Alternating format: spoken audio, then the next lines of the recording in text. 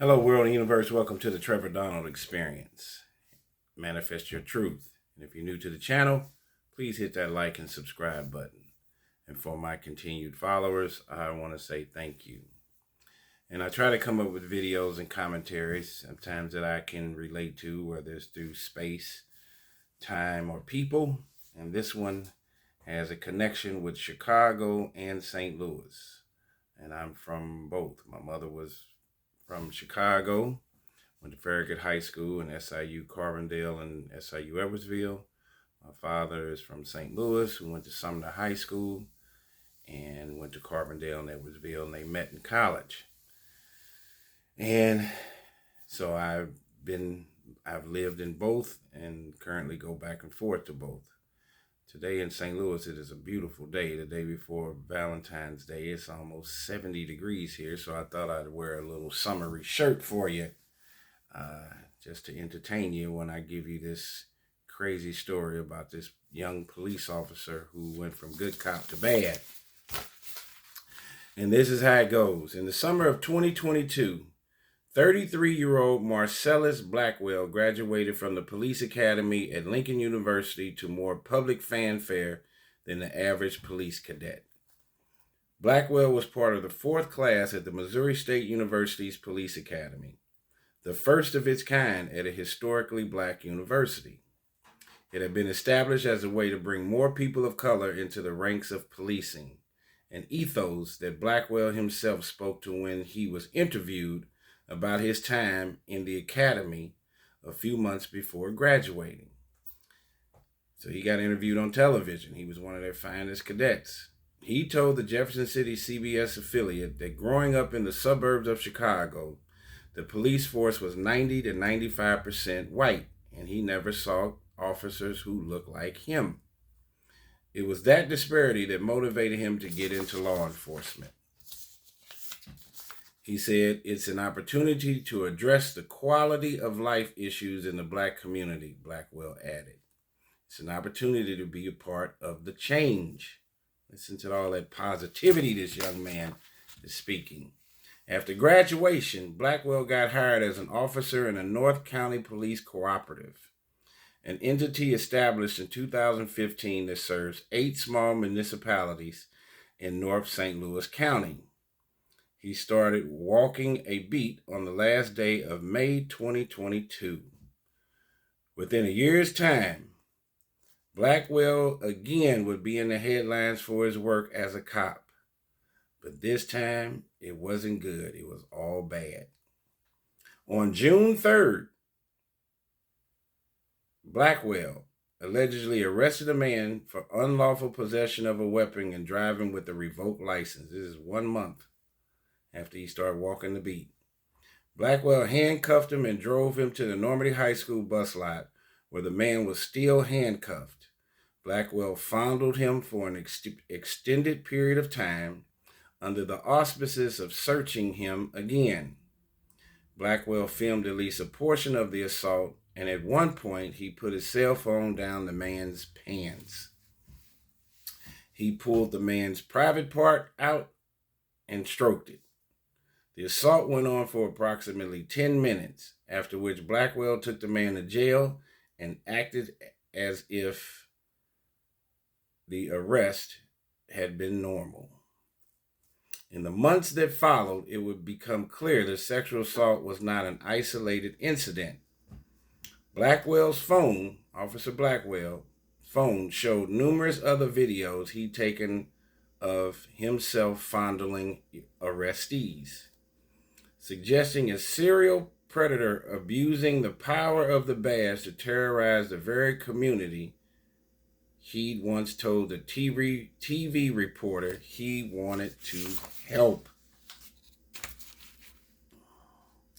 The search of Blackwell's phone turned up photos of additional victims who are as of yet identified.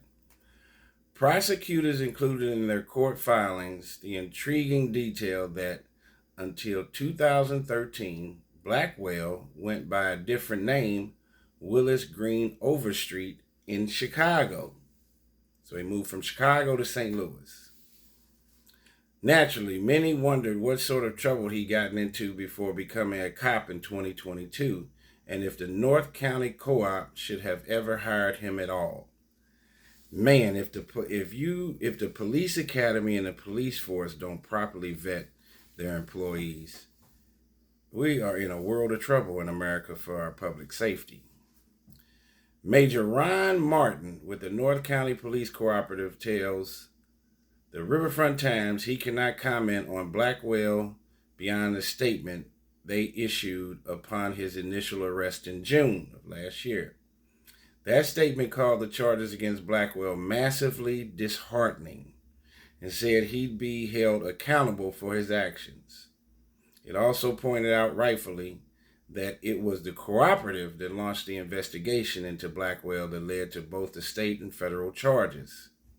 St. Louis is very peculiar. You have tons of municipalities that divide the city and the county. And it's really weird, and it's actually a violation of your civil rights to a certain degree, because you could get a ticket for having a tail light out in one municipality and say you have to drive through 6 other municipalities to get home. They could give you that same ticket over and over again. You could have 7 tickets by the time you get home. And you don't see any other city like that. Normally, if you get 1 ticket and the officers stop, another municipality stops you, they see you already been given a ticket, they will let you go. St. Louis is not like that. I think it's a money grab, especially in St. Louis County, where you have all of these municipalities. So this North County Cooperative managed policing of about 8 city ordinances. However, the statement doesn't say anything about whether the police cooperative knew about questionable items in the public record at the time of Blackwell's hire, which includes Blackwell's wages being garnished in Indiana, judgments against him after he repeatedly failed to appear in court after being sued, or an almost $20,000 insurance bill he's accused of never paying on behalf of his company, One Stop Transportation. So he had a fake dummy company in Chicago where he was trying to transport kids and have a contract with the school. And he went to a job fair where he got a bunch of people's photo IDs and social security numbers. And it's been alleged that he was committing identity fraud in Chicago, and that's why he left and came to St. Louis. All that goes back to Blackwell's background before he came to Lincoln University to study policing. And people who knew him then have plenty to say about his questionable background. One of them is Jill Paris out of Chicago, who believes that Blackwell swindled her father's insurance agency out of over $20,000. Seeing Blackwell's mugshot after his arrest last fall made Paris relive the anger of what he did to her father's agency. Marcellus Blackwell got busted because of his victim. In June, he had the temerity to come forward. The man told other officers of the North County Police Cooperative what had happened. When it comes to investigating and prosecuting police officers, the wheels of justice don't always turn swiftly. Given how fast things moved against Blackwell, it is not unreasonable to suspect others in the department may have already been weary of him. Officers located surveillance video from a business near Normandy High School, which showed the unwarranted stop Blackwell made with his detainee there. 4 days after the initial complaint, Blackwell was placed under arrest. After they took Blackwell into custody, officers confiscated his personal cell phone. A search revealed videos of the June 3rd assault, as well as numerous other similar videos Blackwell had made during other stops. So he had stopped several men and assaulted them, physically touching them, fondling them. And in one particular scenario. Blackwell had an arrest, and the two felony charges brought. He arrested someone, and he actually pulled the man's pants down and violated the man's backside with his thumb, if you can figure that out. Blackwell's arrest and the two felony charges brought against him for sodomy and kidnapping received widespread local coverage. That media attention brought many other victims out of the woodwork.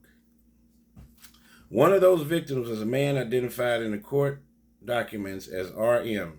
In December 2022, prosecutors alleged Blackwell placed RM under arrest and then took him to an undisclosed, isolated location. There, while the man was handcuffed, Blackwell allegedly sexually assaulted him before taking him to jail. This is what this 33-year-old black police officer was doing to other black detainees. Once in jail, Blackwell continued to visit the man, allegedly to intimidate him into silence. After RM bonded out, he had a court date in Illinois on unrelated charges. Blackwell showed up to the court in Illinois and took video of the man, which investigators later found on Blackwell's phone. Prosecutors wrote in court filings that there was no reason other than intimidation for Blackwell to be present at this gentleman's court hearing in Illinois.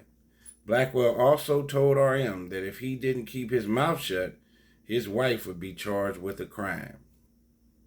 Blackwell was charged in September with sexually assaulting 8 men he detained in what were functional kidnappings. Because he was acting under the color of law, meaning he committed the crimes in the capacity as a police officer, he's facing 16 counts of felony civil rights violations and 5 additional counts of falsifying records. To find out that he was hired on by any police force is completely negligent. Anyone and everyone who knows anything about people should have just Googled him. This is what the young lady out of Chicago said. To her point, the litigation stemming from the insurance shenanigans led not only to a record of Blackwell's wage garnishment, but also numerous recorded instances of failing to appear in court. Those results aren't on Google per se, but they are on the open internet via the website for the Indiana Circuit Courts. Meyer says things like failures to appear in court should be looked into very carefully when officers are being hired. Police departments ought to look into civil matters as well. You don't want to hire somebody with a bunch of baggage, with judgments against them, because at the very least, that could cause some problems with his employment and would detract from their desirability of having them to be a police officer. So this young man, 33 years old, is at the beginning of his life. He had a fraudulent transportation company in Chicago. He even went by a completely different name, where he changed his name.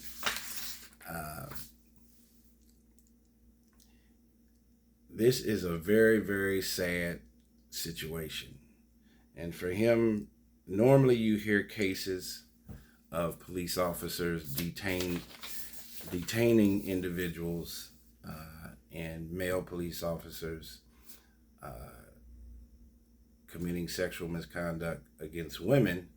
But this is an interesting case because this is a male police officer, a young male police officer, committing sexual misconduct against male detainees.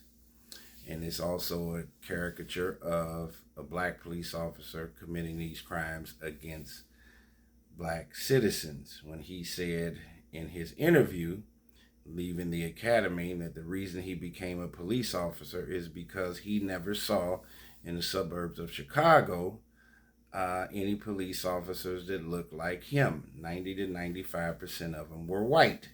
Well, he decides to become a police officer and is black and is policing and providing public safety for the black community. and he decides to be a serial sexual predator to male detainees. So there was something that was screwy in this gentleman's head. Mental illness is a real thing. I'm glad he got caught because his egregious behavior was going to go further and further and further. And it was very, very strong willed for the individual that got stopped in the Normandy stop to actually go to the police, initiate an incidents report to get this ball rolling on Mr. Blackwell being investigated. And I was trying to find, he went by a whole different other name when he was in Chicago. So he had, why did he change his name is of interest. Oh yeah, he went by Willis Green Overstreet. He changed his name in 2013 from Willis Green Overstreet to Marcellus Blackwell. I don't understand how the police department was not aware of all of this paperwork and this back trail on this young man. He should have never been an officer. And I think to a certain degree, there should be somewhat of a credit check and a little bit of history on civil lawsuits against people wanting to be police officers or cadets.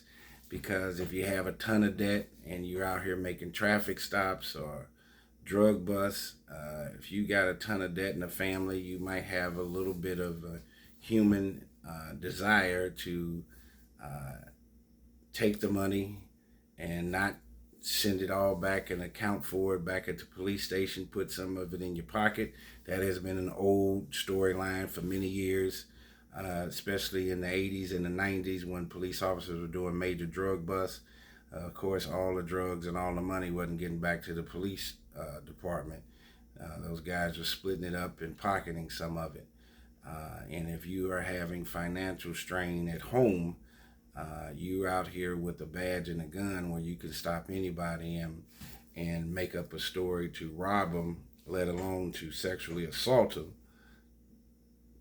Sometimes you will find people that end up doing that. And this gentleman, Marcellus Blackwell, he decided that his secret Pandora's box of freakiness was going to be to assault male detainees on traffic stops and that sort of thing. So he was feloniously stopping people, handcuffing them, and then assaulting them. And these were African American men that he was assaulting, and he's an African American guy.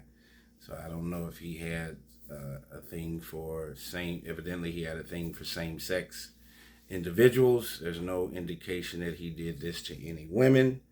And this is a crazy story. And this is straight out of St. Louis, right where I'm at. There's 68 degrees a day, 70 degrees, a beautiful day, right one day before the Valentine's. And I thought I'd bring you this story. I talk about it, crazy things that are taking place in other cities throughout our country. And when things are right in my face and in our lap in St. Louis, I'm obliged to bring those circumstances up also. We're all human beings.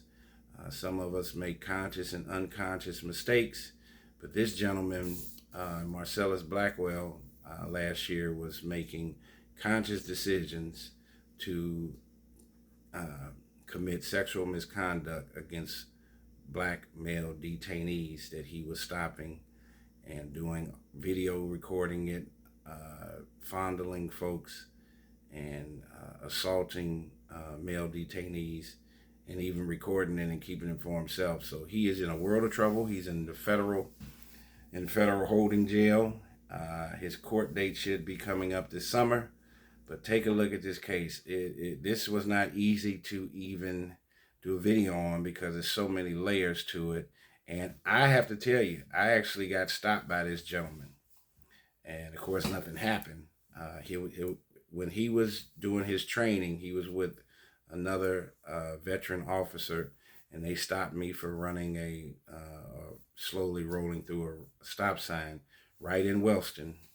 And I remember that guy specifically, and I remember talking to him because he said he was from Chicago, and I said I was too. But they ended up letting me go, and he was, like I said, he was with his training officer. But I don't play those kind of games, so I don't know how he would have gotten away with that with myself. But you never know how things work out in particular circumstances. I'm glad he's off the street. He's looking at a ton of time if he's convicted. Please take a look at this case. It's Marcellus Blackwell, the St. Louis Cooperative County police officer who's been accused of sexual misconduct against 8 male detainees that he had stopped on traffic stops. This has been the Trevor Donald Experience. Manifest your truth. Please hit that like and subscribe button, and please live your life in a positive, righteous, and God-fearing way.